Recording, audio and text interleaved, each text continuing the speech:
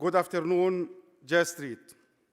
I am honored to be here with you once again. We are, all of us, living through history. This is a dangerous and a challenging time.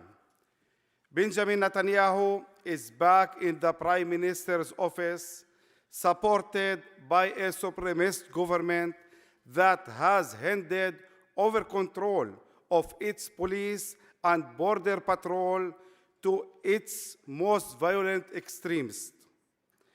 I am worried for the safety of Arab-Palestinian communities, for those who speak out against occupation and apartheid, for all minorities, for my own children. It is difficult to overstate just how dangerous this moment is. It is not despite these challenges, but because of them, that I have not given up. Far from it. And I hope you will join me in my belief that times of great risk are also times of great opportunity to create the world we need and the future our children deserve.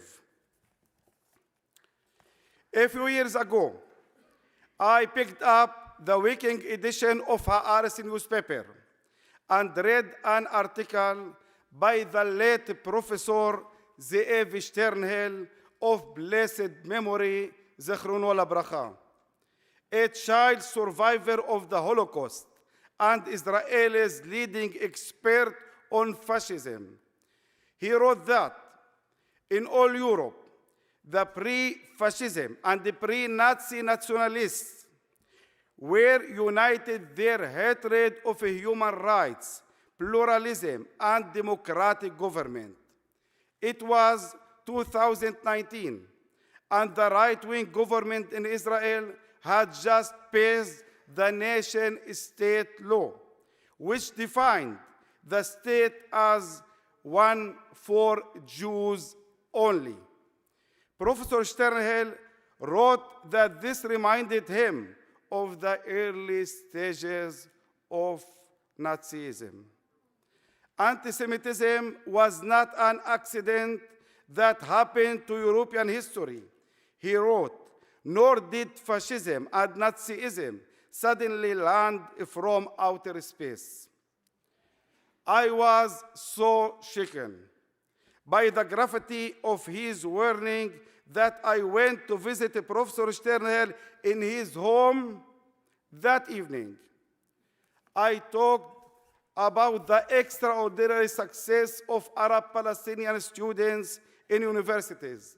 I talked about the Arab-Palestinian doctors who made up almost half of newly qualified physicians in Israel that year, even though we represent only 1/5 of the population.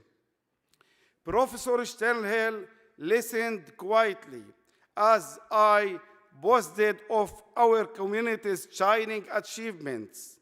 Then, without a word, he led me into his library and opened a book titled The Jewish Population in Germany, 1930.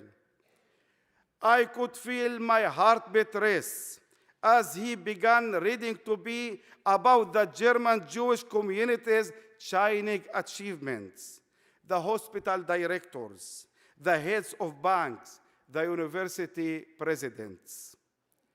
He looked at me and said something I will never forget, and which has haunted me over these last weeks and months.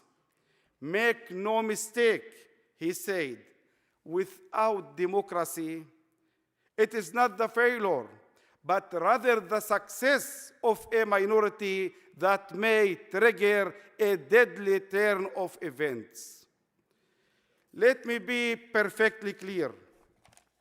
I am not comparing current events to the crimes of the Nazis. There is no comparison.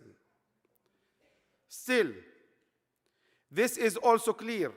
Occupation is not an accident that happened to our history, nor did Itamar Ben-Gvir and his violent supremacist movement land from outer space. And I fear we have already begun seeing another deadly turn of events.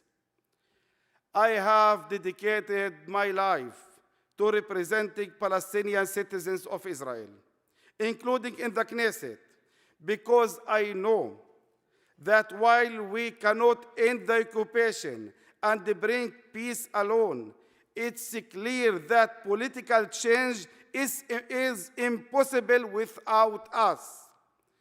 Despite living with structural discrimination, we have consistently rallied the power of our community to support genuine democracy, one based on equality and safety, not only for ourselves, but for all people.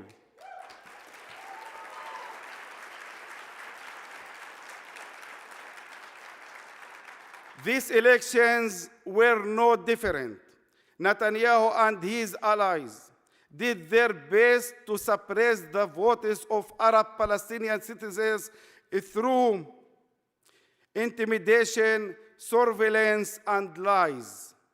They borrowed tactics from white nationalists who continue their attempts to suppress the votes of Black Americans, but we made our voices heard. We are not subjects. We are citizens.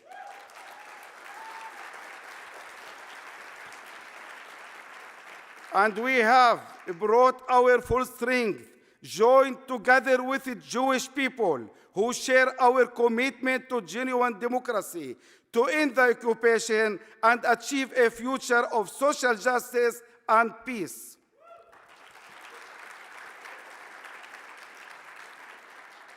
This is our goal, and I have always been willing to work together with other parties to advance it. But I refuse to be drafted to defend the political center's idea of democracy, one which tells us that our most basic needs, the struggle for equality and for an end to occupation, must be set aside for another day. This I cannot accept.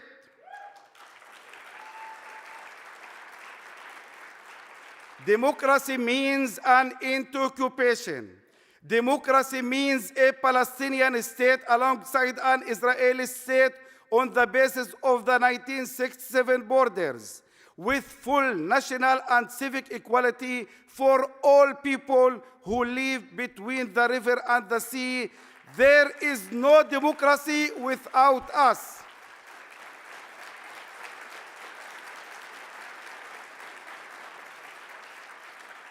We are doing our part.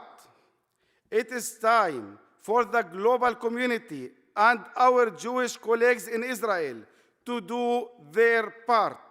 When politicians discuss democracy in Israel, they seem satisfied with our George Orwell reality in which some are more equal than others. Netanyahu's only vision for the future of this place is one built on the supremacy of Jewish Israelis and the inequality of Palestinians. Wherever we live, that is why Netanyahu has empowered Jewish supremacists like Ben-Gvir, passed laws that make Palestinian citizens of Israel second class, and chosen to deepen occupation into apartheid.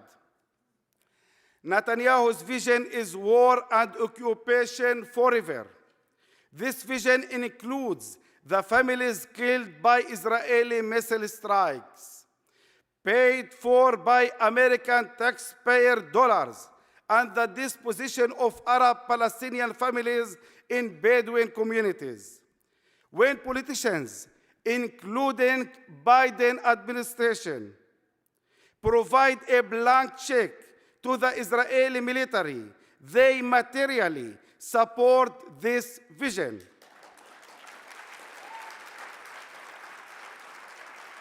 When they discuss Israel's security, I don't believe that my children's safety is considered part of the equation. It is time they have the bravery to implement policies that demand democracy, equality, and peace.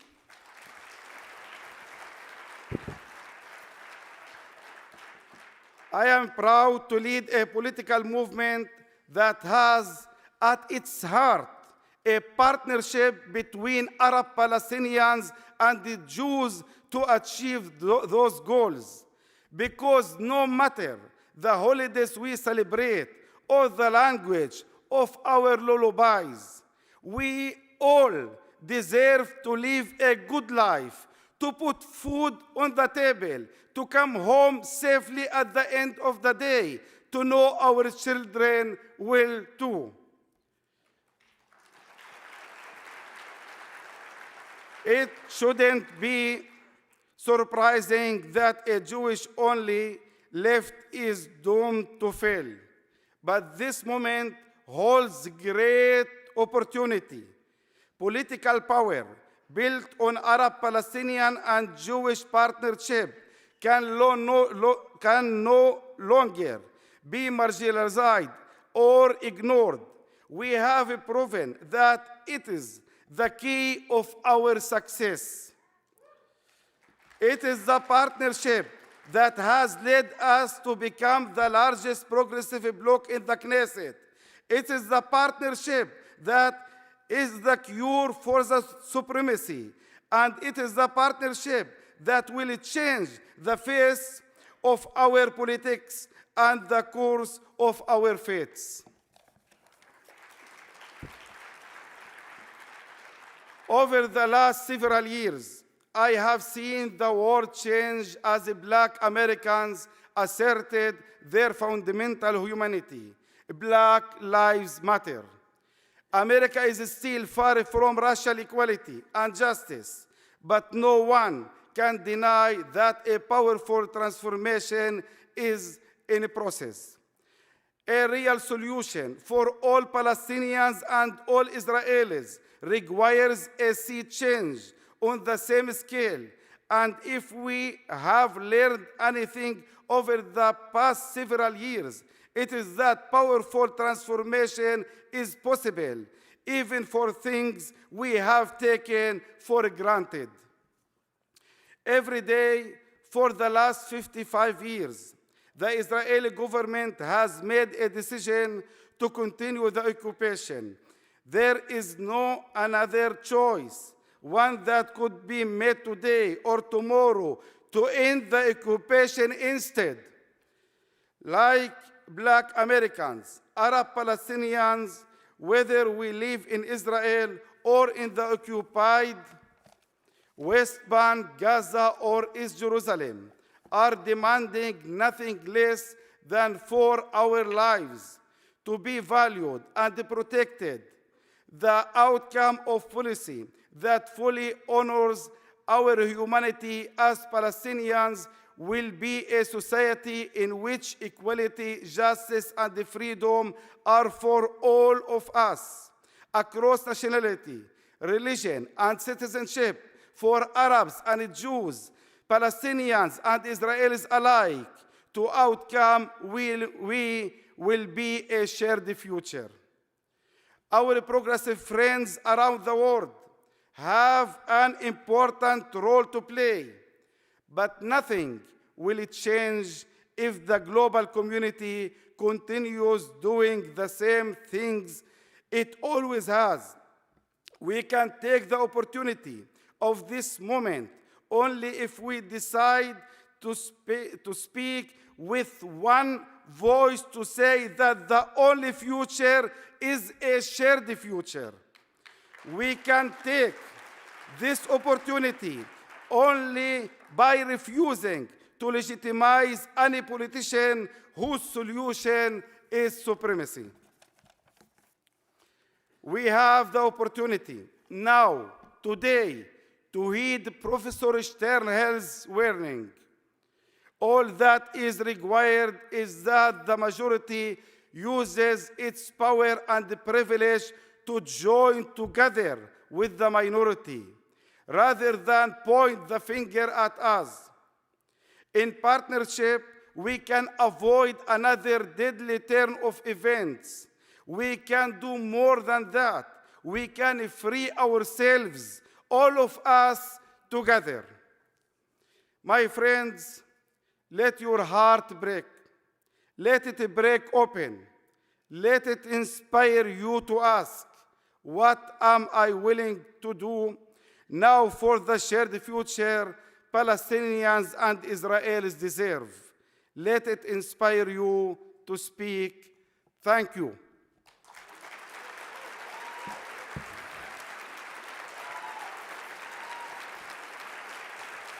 Thank you. Thank you very much. Thank you. Thank you very much.